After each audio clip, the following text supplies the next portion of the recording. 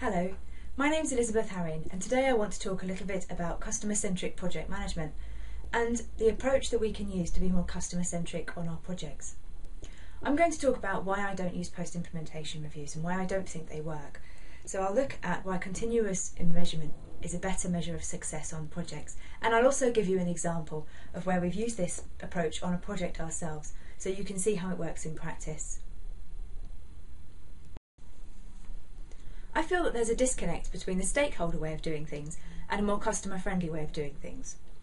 A post-implementation review on a project is very much like saying, as if you go into a restaurant and the waiter brings you your nibbles, your first course, your drinks, your main course, your dessert, your coffee, your petit fours, and the bill, all in one go, walks away and leaves you to it.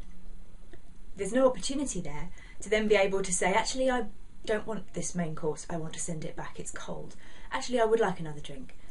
Restaurants have programmed a way in to their customer experience of being able to check with the customer how it's going. It might be a little bit annoying that they turn up halfway through and you've got your mouth full of food and ask you what you think of your starter, but it gives you that opportunity for continuous feedback and to correct something if there's something wrong.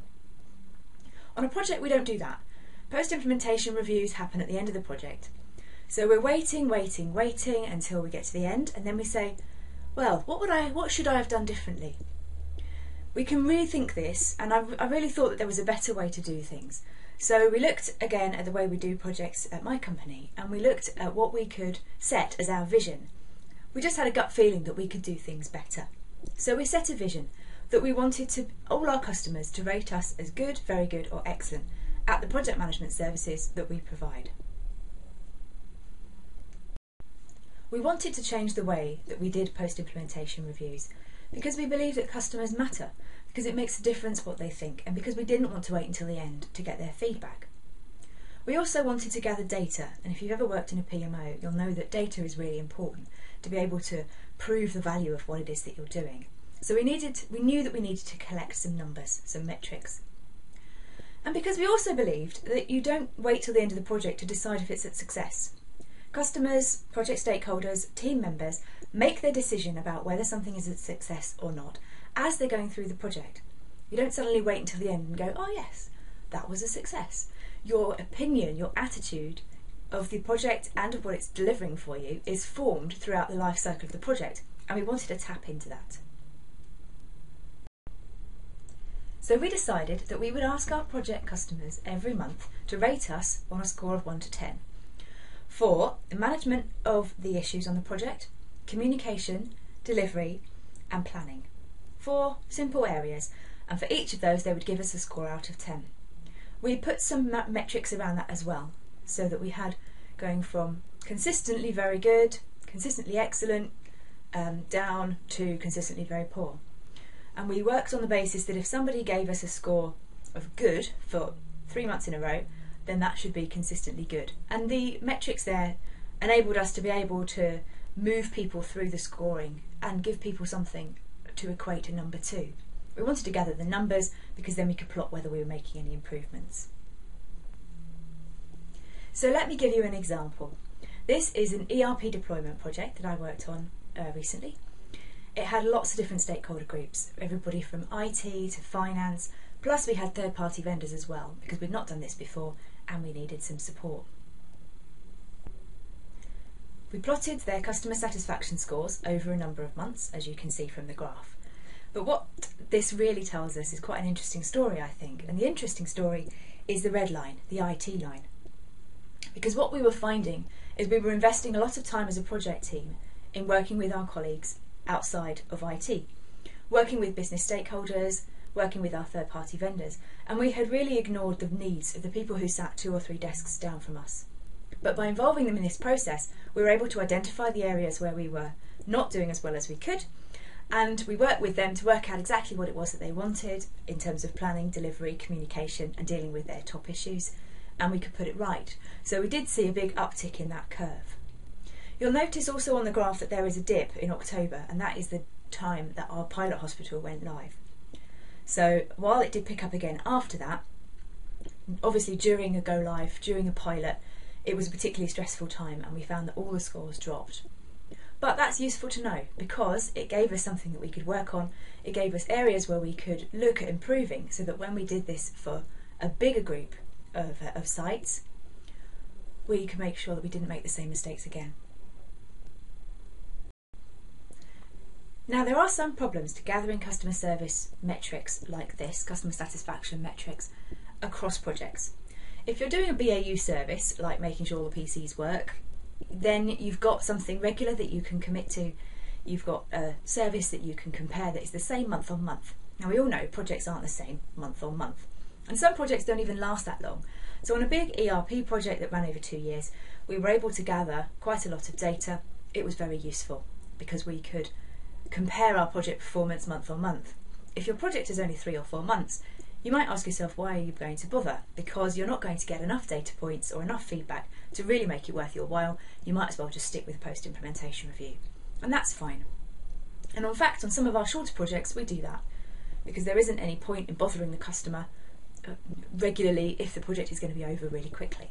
So that's one of the challenges. And if that applies to you, you'll have to decide where in the life cycle of the project you want to do a review.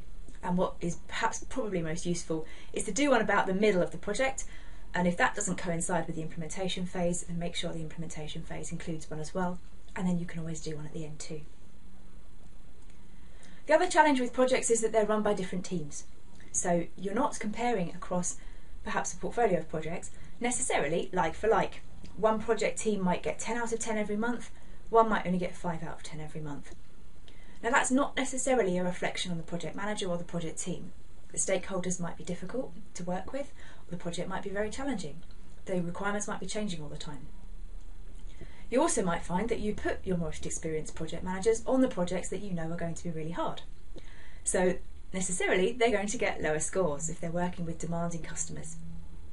Or you might just find that 2 people have 2 very different ways of looking at exactly the same problem or exactly the same experience, and will just score you differently because of their own background, their own experiences, or just their own whims on the day. It's very difficult to compare across projects. So you need to think about how you're going to compare results across all projects if you are going to completely. And the way that we've done it is to make sure that as a department we look at averages. So we will average out all of the scores for all of the projects, and each project manager is tasked with achieving an average for the team of 6, 7 or above, which equates to good or very good, good or consistently good. And you might think actually that doesn't sound very high, but when we started this we were actually getting, we wanted to be good, very good or excellent, so that was the benchmark. And in subsequent years we will raise that objective for project managers so that they're actually aiming to achieve more. But when you are comparing across projects, just try to think through how that's going to reflect on individuals, and don't use the metrics as a way to beat people up. That isn't what they're there for. They're designed to be able to show for each individual project that you are doing customer engagement and that you are listening to what customers are saying, you are acting on what they are raising with you, and that you are improving and that the customers are engaged as we go through the project.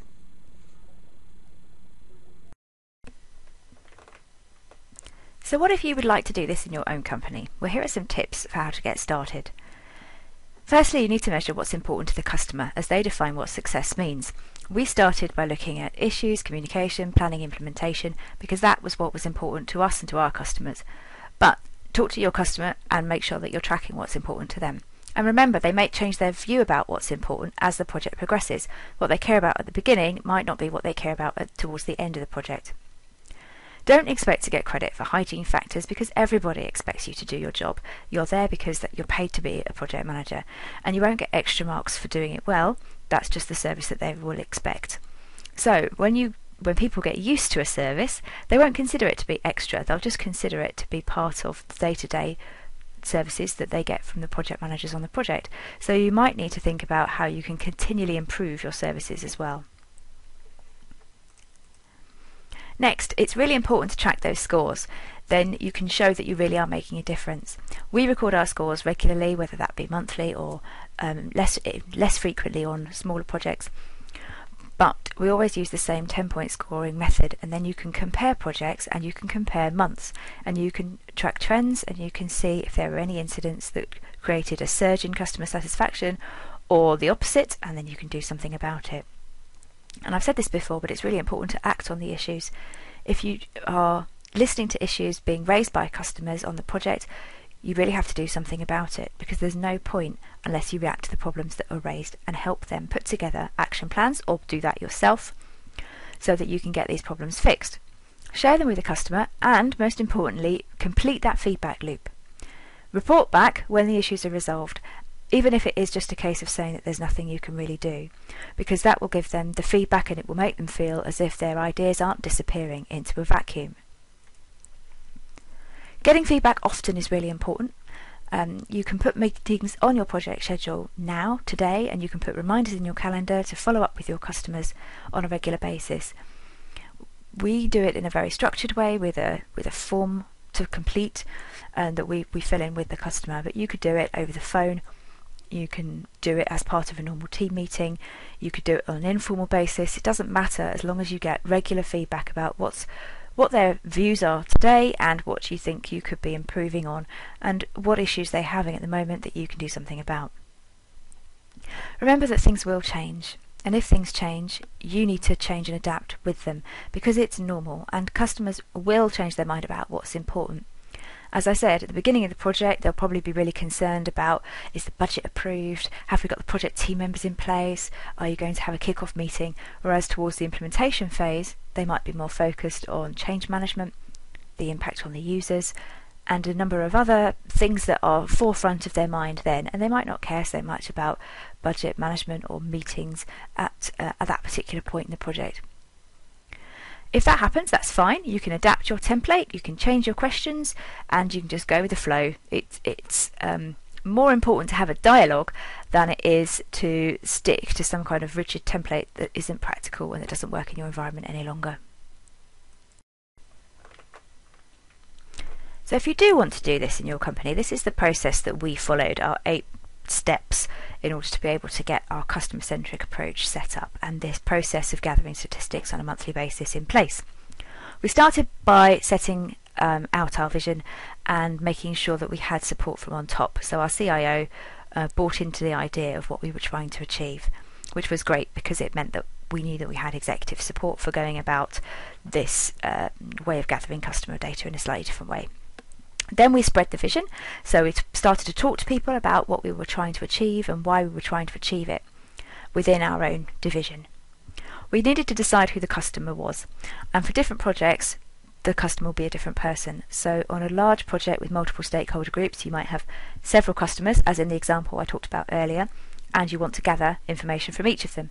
In a smaller project or a project that only affects one division, you may decide that actually the project sponsor is the person you need to be talking to. Or maybe there's another person in the project who is the main customer of the services, customer of the end product, and you want to choose them. So we didn't come up with a definitive answer of who is the project customer. We knew from our thinking that we had to change that and adapt it for each project. We defined a simple scoring mechanism, which I showed you earlier, the 1 to 10 mechanism. You could use 1 to 5, you could use high, medium, low, you can use whatever it is that makes sense to you, especially if you've already got something in place in a different format, like a staff satisfaction survey, and you want to keep the kind of rating scale standard so that people get used to answering questions with those answers. We then organised ourselves for success, and what we mean by that is that we made sure that all the project managers knew what was expected of them. We knew how we were going to gather the information, we set up our templates, we set up our reporting mechanisms, we put our first meetings in the diary, and we made sure that we had everything that we needed to. And it comes down to being able to empower people to be able to have these conversations with project customers and important stakeholders and project sponsors, and where people didn't feel that they had the confidence to be able to do that, we offered mentoring, we offered them to be able to go out and work shadow with people who'd done it before, things like that, so that everybody had the confidence and the knowledge and the skills to be able to have these conversations. We then aligned our service partners because we knew that as an IT department some things would be raised that were outside of our control. There would be many things that we could fix ourselves through the project or through our wider IT colleagues, And through our organising for success, everybody knew that if someone brought back a problem, then we should all make sure that it was a priority and that it would get resolved. But knowing that we work with lots of third parties, we had to involve them as well so that they understood our vision and they understood what we were trying to achieve. So we talked to them and made sure that they were on board. In fact, one of them now uses the same process internally for their projects too. We then launched the process. We started it off with one project before we expanded it out to others, just to checked how it worked. But the most important thing to do, regardless of how you get to where you are or with any of the other steps, is to deliver on the issues that have been raised, because you can't have customers coming to you month after month with the same problems and you doing nothing about it. It undermines the whole credibility of your improvement effort.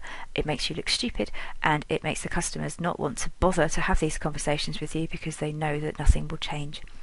So it's really important that you follow through and you deliver on those issues. So, some final thoughts for you today.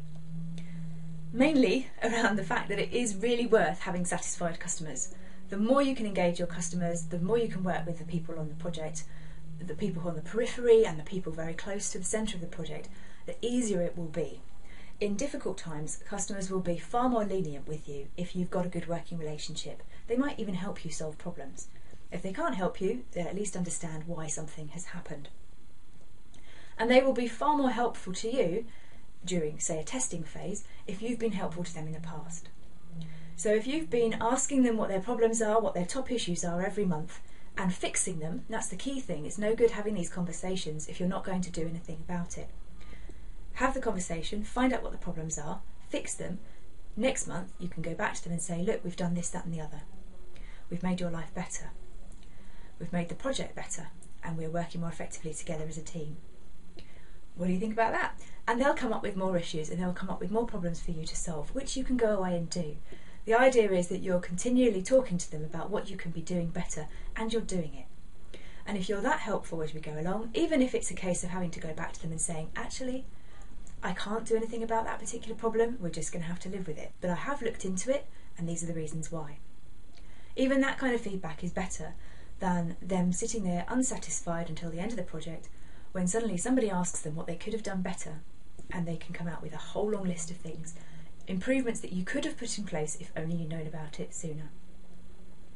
So hopefully I've convinced you of the value of stakeholder engagement, customer engagement throughout the life cycle of the project, using numbers, metrics to score exactly how it is that you are performing.